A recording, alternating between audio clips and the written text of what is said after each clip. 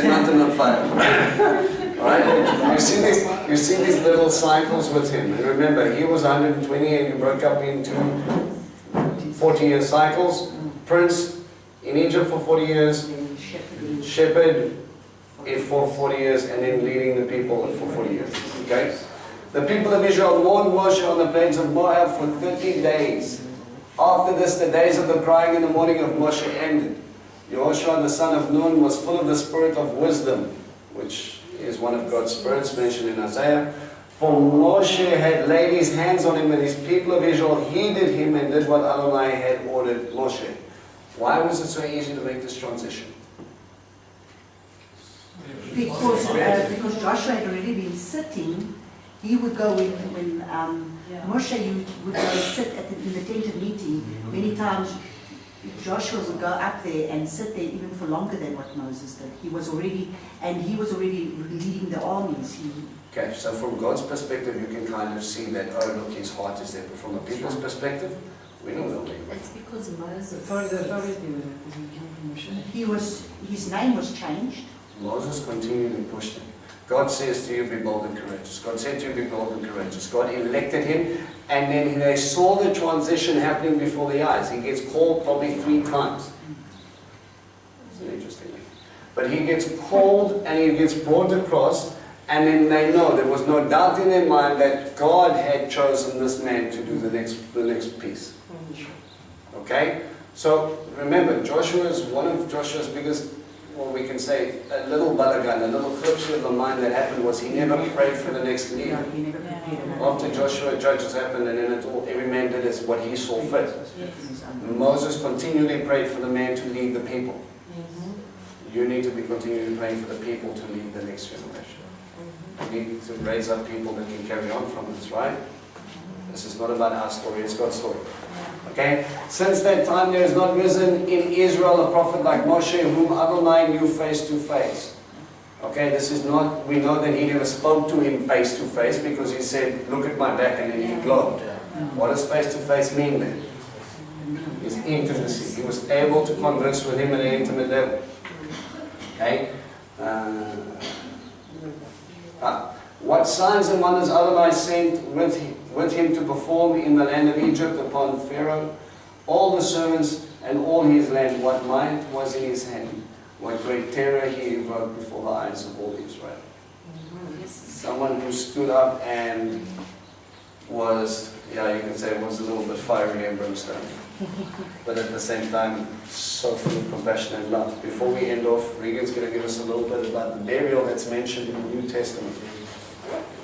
Okay, if you just look at Jude, it's only one chapter, I think. Yeah. Jude verse 9. It says, but when the archangel Michael contended with the devil, was disputing about the body of Moses, do not presume to pronounce a blasphemous judgment, but said, the Lord rebuke you. Right. Why did Hasatan go into a dispute with people about the body of Moshe?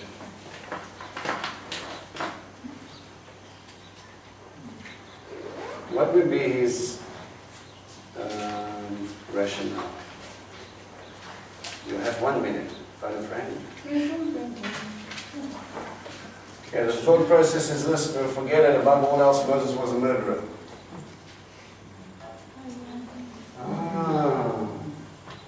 See, all you do is remember the good times. You never remember the reality of that.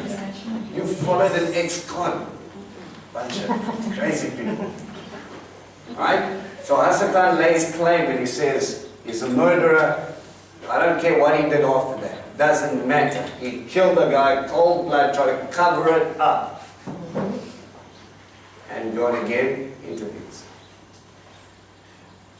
And the Archangel Michael. Now that's an interesting thing. Who is the Archangel Michael linked to mostly? Which nation?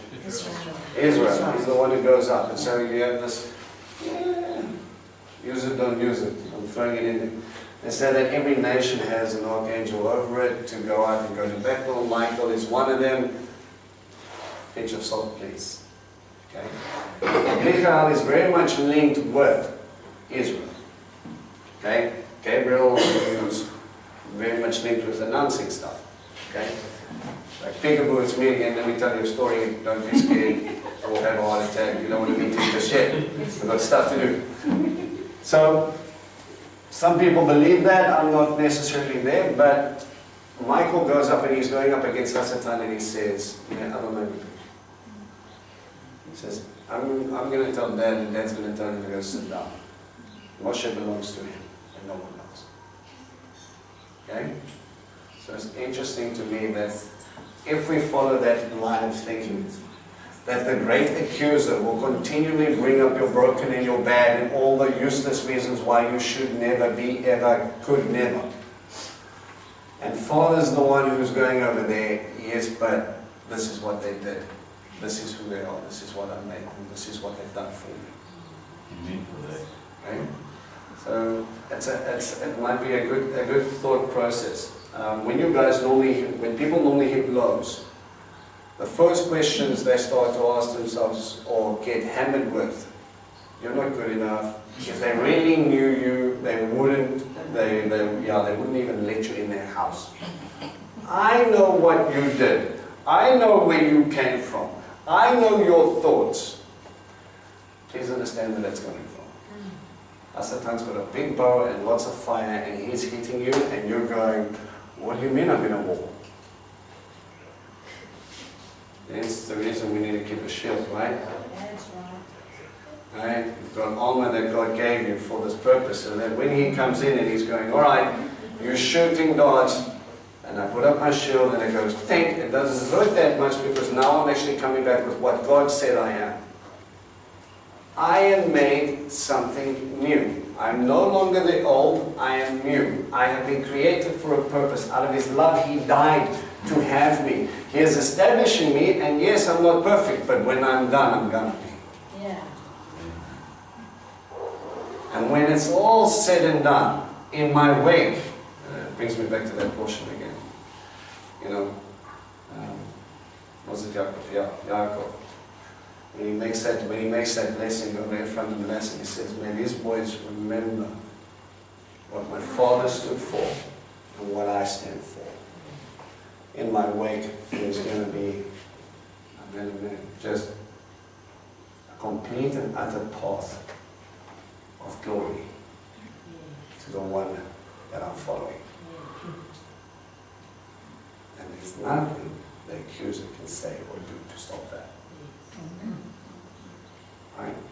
Your job is to follow, to lead, and if He gives you guidance and light and discernment, it's for His glory, for His kingdom, so you can establish, right? All we got to do is open up our mouths, reflect Him, and get out of the way. This is not your agenda. This is not the way you're going to explain things. This is not what you're going to do. This is, Abba, it's just words unless you change hearts. I'm going to stand up and I'm asking you to flow through me because I cannot do this by myself. I cannot change anybody or anything. Get out of the way. Alright? That way you know that it's Him. Okay? So when you're getting hammered, you're in good company. Moses got hammered too. Any thoughts, any questions? I wanted to ask about the role of repentance. Because when He accuses you of things that you've sinned, you've committed sins, is it not for us to know and to repent thereof? Those accusations have to cease because repentance brings recovery. How many of you guys have realized that even when you've gone back to God and you've said, I'm sorry, there is still the arrows coming? Alright, remember, when you have done something wrong, it is our job to run to the throne room and say, we've made mess. I've done this in my own strength, I've tried to do this, I've pushed, I've pulled, I've fought, I've done whatever. Whatever your struggle is. I've said one foot in, one foot out, but I'm here to say enough's enough, and I have to make teshuvah. Teshuvah means actually changing. The profession of my mouth should tell you the inner workings of my heart, and if I don't want to do that again, I'm going to do my utmost not. Okay? There has to be change to follow. And when that happens, if the darts still keep coming, Please, don't fall into the trap of beating yourself up about stuff that God has already forgiven you for. If God's forgiven you, and you haven't forgiven you because Satan keeps on reminding you about stuff, who am I going to believe? I trust His word more than my own. And if He says it's gone, I don't remember it anymore, why am I bringing it up? Look guys, there is a point where God will remind you from where I found you and how far you are now from time to keep you humble.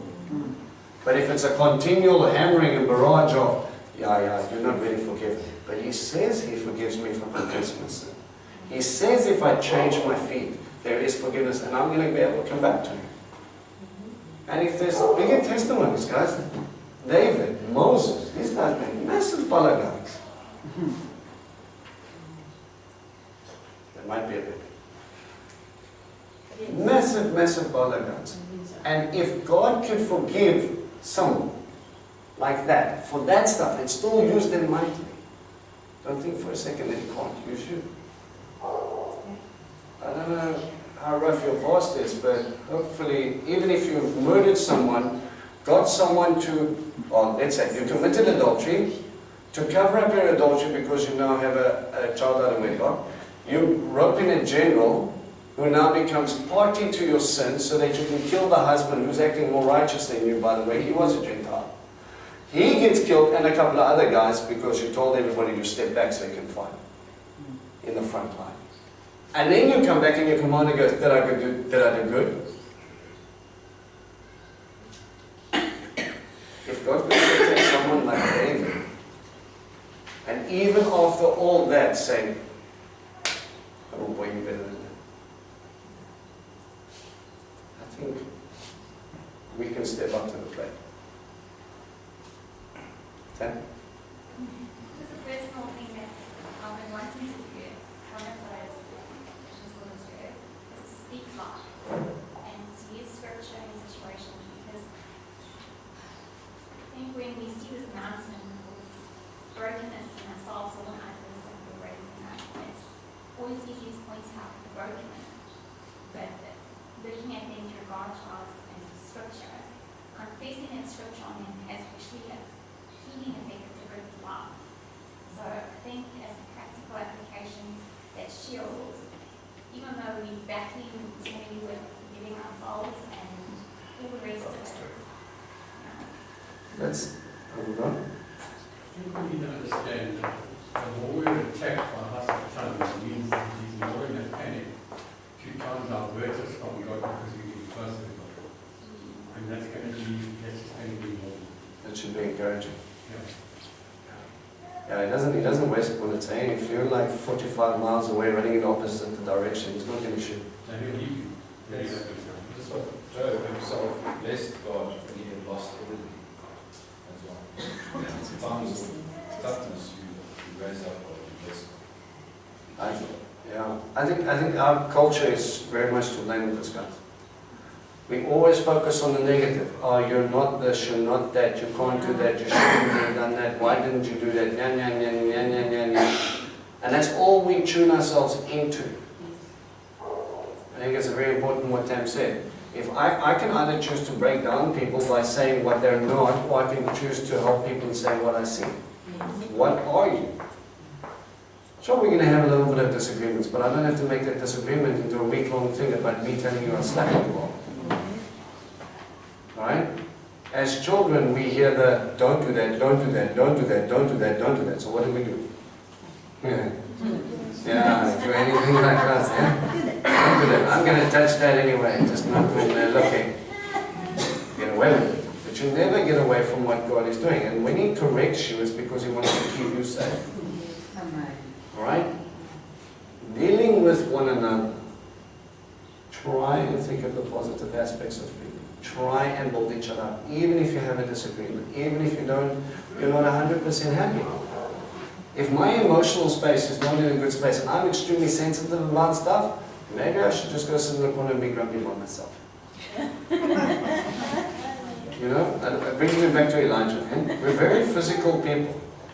Elijah takes on the prophets of Baal and he's on a super high and he's like, yes, now everybody's going to turn. A chapter later, Jezebel's like sending a note to Elijah and says, my boy, I'm coming for you. Elijah has this massive pity party and he's just like, that's it, just take me now, I'm going to die. God doesn't tell him, okay, good job, you did what you can, I'm just going to, transport beam you or take your life, go sit on the mountain and pass away. He says, go lie down, go sleep, eat something, we'll talk in the morning. Can I tell you an interesting fact about progression and people want to commit suicide? When they go to the emergency room, they give them something to eat and something to drink, and then they find that their mood improves. I'm not joking. It's amazing. It's the same thing that he did with the I call it a trifecta, eh? But it was the same with Jonah. Yeah. So what happens? I hate my life and this is too hard and I can't do it. Maybe you're just hungry. Maybe you need to go sleep, actually get 8 hours of sleep, eat, drink some water, and then try again tomorrow. There's lots of physical needs. We neglect our physical and we think that does not impact our emotional, doesn't impact our spiritual. Listen, if you burn out, don't think that you're going to find it easy to spend time. I agree.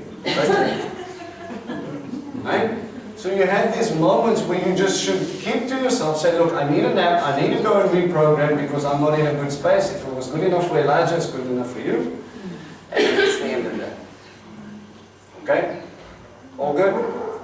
Alright, next week, I'm going to send out topics. There was a program that I studied called The Higher Sword, which means the foundation, through First Fruits of Zion. Basically taking people back to the basics of stuff and discussing different subjects instead of just going through a book. Probably in the next 10 weeks. Okay? I'm going to pick areas that I find that people are probably not fully understanding and I'm going to hammer those. Okay? I'm going to send out stuff for you to do. I want you to go and ask the questions, because if you've been around the block a little bit, you people will talk about Acts 15 and kosher eating and Galatians and this and that and the foundations of what is a Torah, can you eat it? All of those nice things. Okay? Because we're going to have to try to get to gloss again and burn, put up the layers again so that you can understand where we're coming from, alright? Alright, great time is happy time.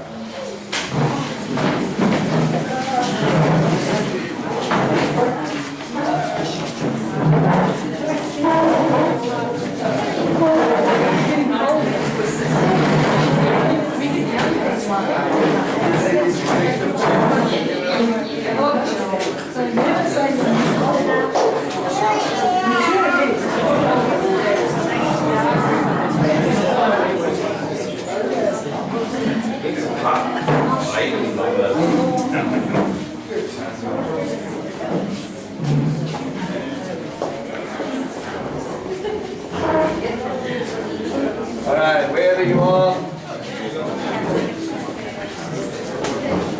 link up, front and center. Hey, stop fraternizing with Elle.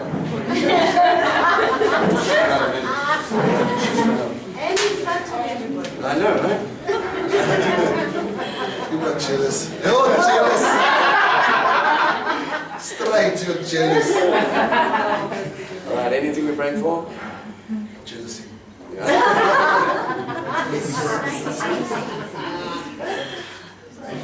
Okay. I just want to thank Abba for what he's doing in my dad and the way that he has healed his liver, healed his kidneys. He has really just he's really, he's in a rehabilitation place, but he's really doing well. And the biggest miracle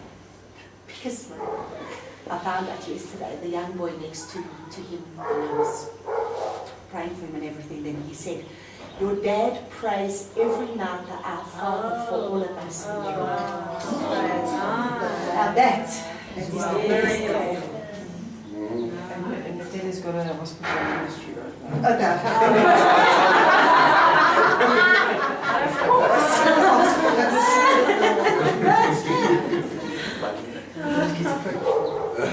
Alright, let's bow our heads. Lord, we just thank you for going up before us and coming in behind us. For taking what seems like impossible situations, Lord Father, and little steps of faith. You make things turn around, Lord Father. You turn them around, and we know that it is for your glory and your glory alone. Father, we just thank you for going up before us. We thank you for coming in behind us. We thank you that when you said you hold us in the palm of your hand, Lord Father, we know that you are true to your word. We thank you for keeping us close to you. And we just thank you that when we intercede, Lord Father, that you hear us and you act. But we just pray for people that are going through difficult situations, financially, emotionally, physically. And I just pray, Lord, that your will be done. That you would just restore, redeem, Lord Father, that you would give back what the enemy has stolen. And Lord, we just thank you for the continued work that you're doing in us. Pray that you would guide us and lead us, Lord Father, so that as we go through our trials, Lord Father, we magnify your name. And we learn and we grow so that we can become better servants to bring you glory. We just thank you for blessing, thank you for Shabbat, thank you for family around this table. We give you glory. In Yeshua's name we pray. Amen. Amen. Good, bro. That's great, man.